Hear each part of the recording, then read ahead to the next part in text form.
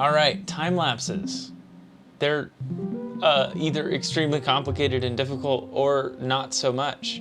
No, I'm gonna show you guys how I do time lapse to not make it so complicated, to keep it simple, keep it quick, but also have a time lapse that you're happy with and that you can use inside of a different video. Let's go to our man on the ground.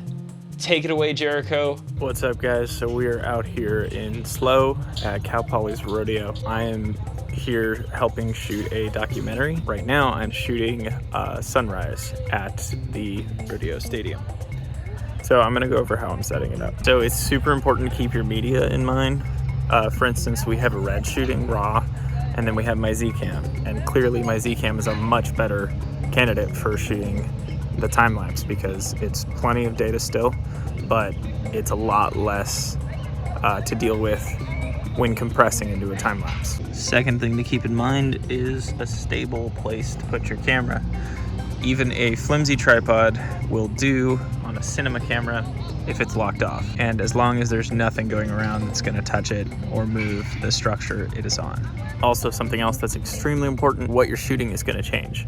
For instance, sun rising into camera is going to highly affect the exposure, so I be underexposed for the beginning of the time lapse. Also, in that same vein, the sky might not be interesting now, but by the end of the time lapse, it's going to be pink and shooting with like sun rays and stuff like that, so it's important to keep that in mind as well. For instance, while I've been talking, there's now purple spots in the sky, and I framed up for that, so we're good. But if I hadn't, it would look a lot worse. Make sure nothing on your camera is going to change throughout the time lapse.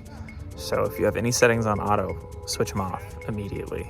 You're going to want to just try and predict where the light's going to be at the end and start there. Also, when you're shooting your time lapse, realize whatever you're on can move. So, I mean, if you're on flat ground, dirt or whatever, probably you're fine. But I'm on bleachers right now, so if I were to move really quickly, and it could shift around and affect the time lapse. A really good app to cheat this whole process to know where your sun's going to be is Sun Surveyor. I use it, Cam uses it, the other guy who's shooting this documentary with me. It's just a good way to predict where the sun might be. It's not 100% accurate, but it's much better than just guessing. So obviously you can shoot photos, multiple photos, and then stitch them together in post. The cool thing that the Z-Cam has, it has a variable frame rate thing. So I can slow down to 5 frames a second, and on that, it'll just automatically speed up the footage, and then you can do it more in post if you want to.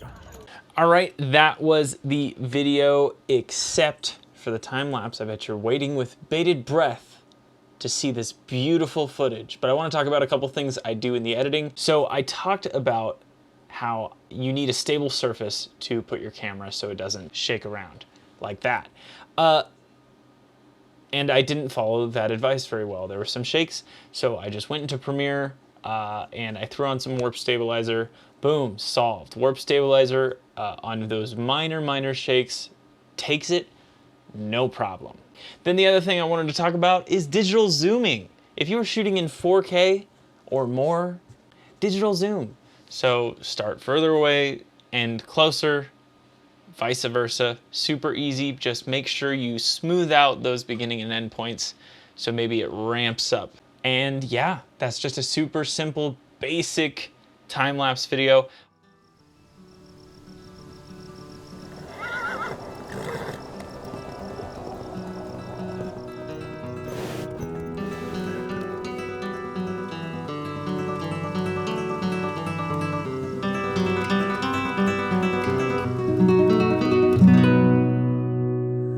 Hope you guys enjoyed. If you learned anything, please do subscribe. And yeah, I will see you never.